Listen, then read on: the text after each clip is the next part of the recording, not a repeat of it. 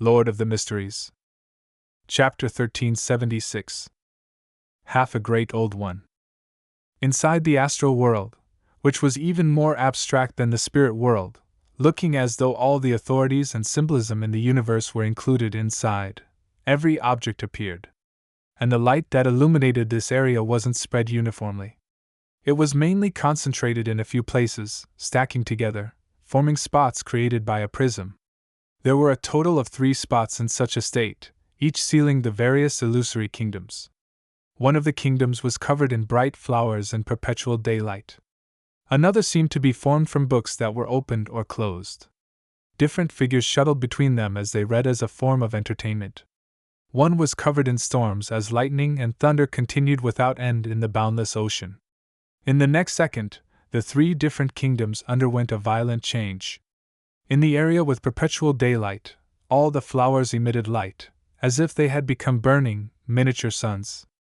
The countless miniature suns intertwined together and surged deep into the kingdom before rising into an abnormally blinding golden sun. It emitted a scorching light that could illuminate the entire world, an entire solar system. However, no matter how much energy was released by this almost real sun, or how many flares of super high temperature flames it created, it was unable to break through the prism-like spots of light. Every destroyed layer had a new layer produced at an equal speed. In another part of the astral world, on the surface of the mysterious country formed from all kinds of books, bits of brass points of light rapidly circulated on the spot of light, forming mysterious symbols that seemed to be searching for a critical point or effective method to destroy the barrier. During this process, the faint light formed a pair of illusory eyes that directly saw the weak spots and created eyes there. Meanwhile, inside the spot of light, there was also faint light swirling in it. It repeatedly took form, changing the critical points of the structure. This made it seem as though both sides were in a contest of their calculative abilities, with either side clinching victory.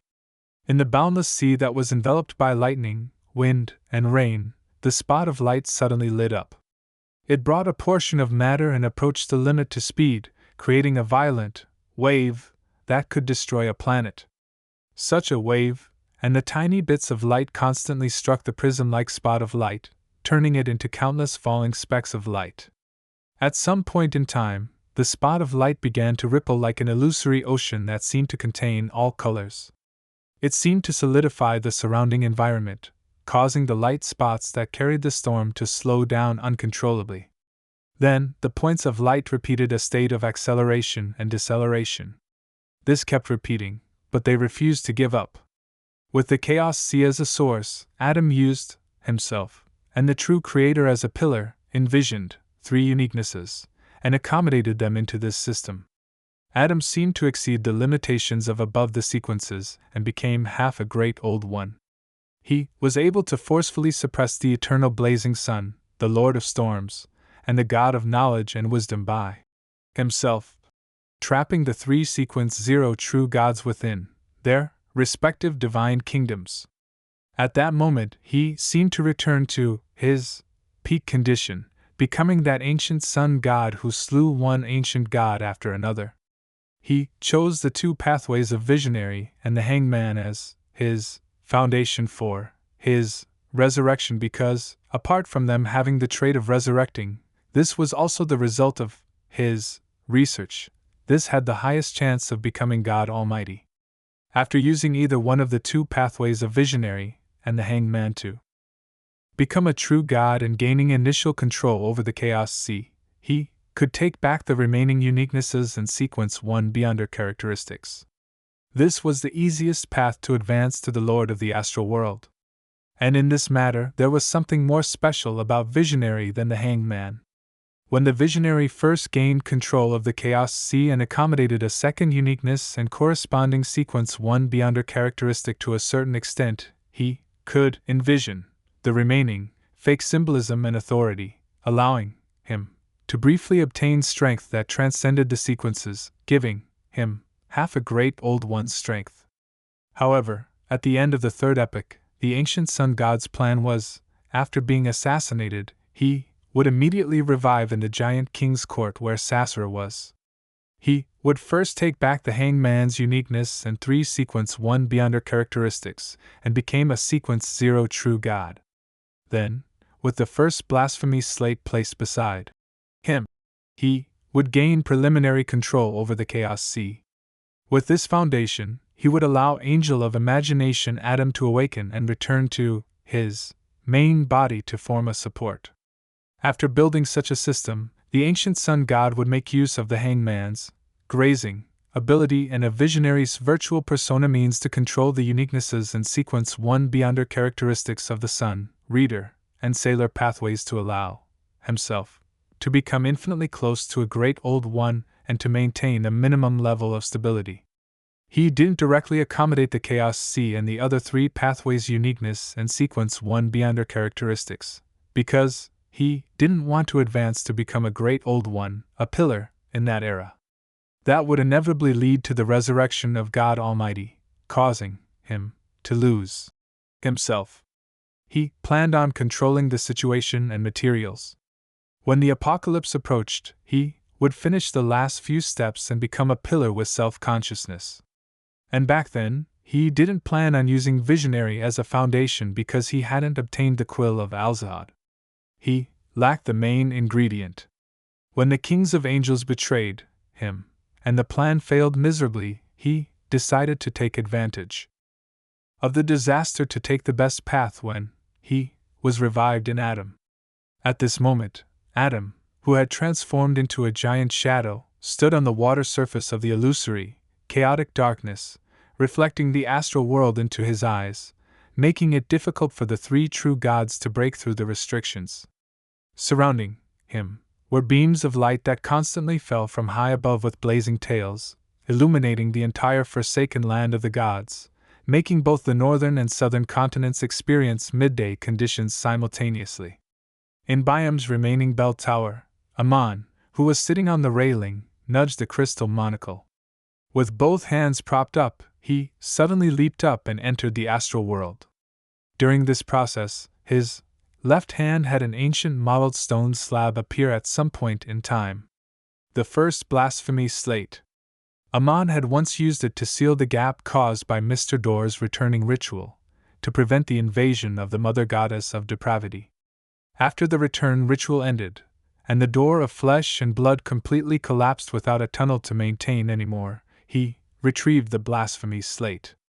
At that moment, Amon casually threw the ancient, mottled stone slate down from the astral world and allowed it to land somewhere in the fog sea. It was a mountain that tore out of the boundless black fog. There was no end to its depth. Its surroundings appeared like a continent.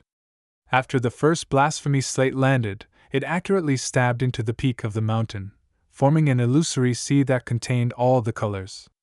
At the same time, Amon entered the astral world and saw the main peak of the Hornacis mountain range that had been grafted here. He saw the ancient and dilapidated palace on the mountain peak. Wearing a pointed hat and a classic black robe, his body rapidly expanded, instantly reaching the scale of a mountain. He opened his mouth as though he was about to swallow Antigonus's magnificent but dilapidated palace. Suddenly he saw a blurry figure. This figure was wearing a long, layered black dress that was not complicated but had countless stars speckled on it. She was as big as the current Amon. A pair of huge arms covered in dark black short hair grew out from both her torso and waist, but there was a beautiful and gentle face that was covered in thin black gauze. Her eyes seemed to compress the starry night sky.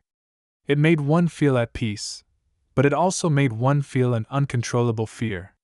One of her 2 hands held a huge scythe, and another pair held a bird-shaped, golden accessory. The remaining pair held nothing, as though she was holding an invisible object. Evernight Goddess. In the next second, Amon, who was wearing a monocle on his right eye, was quickly wiped away by an eraser like he was a sketch. The Evernight Goddess raised her 2 empty arms as she held up an almost invisible fog.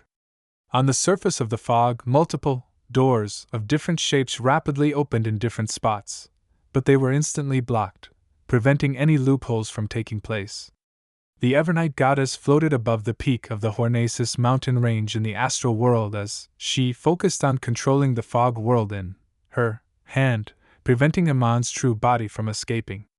As more and more doors appeared, the opening of doors became faster and faster. This goddess was unable to deal with it alone. All she could do was raise her other two arms and raise the huge scythe. The dark black scythe rapidly turned into a corporeal coffin made of black fog. The almost invisible fog world was stuffed into the coffin, and all the movements instantly ceased. It was as though death had occurred. However, this silence only lasted for a second. On the surface of the black fog-formed coffin, a series of doors took form and opened again. As the Evernight goddess sealed the doors, she raised her arm that held a bird-shaped, golden accessory. The orange glow of twilight fell, adding a sense of decay and extinction to the heavy black coffin. The formation and opening of the doors slowed down as both parties entered a tug-of-war. At that moment, at the foot of the Evernight goddess, the main peak of the Hornacis mountain range collapsed. It was like the apocalypse had arrived early. At the same time, python-like black tentacles extended out from somewhere in the astral world. There was an eye at the end of each tentacle, either opened or closed. Any object that was seen by them would instantly turn into grayish-white rock. And anything touched by the tentacles distorted as limbs and heads stretched out, turning into good-looking women of all sizes. As the grayish-white spread rapidly, the tentacles surged towards the ancient and dilapidated palace, rushing towards Klein, who was about to accommodate the fool's uniqueness. Primordial Demoness Cheek,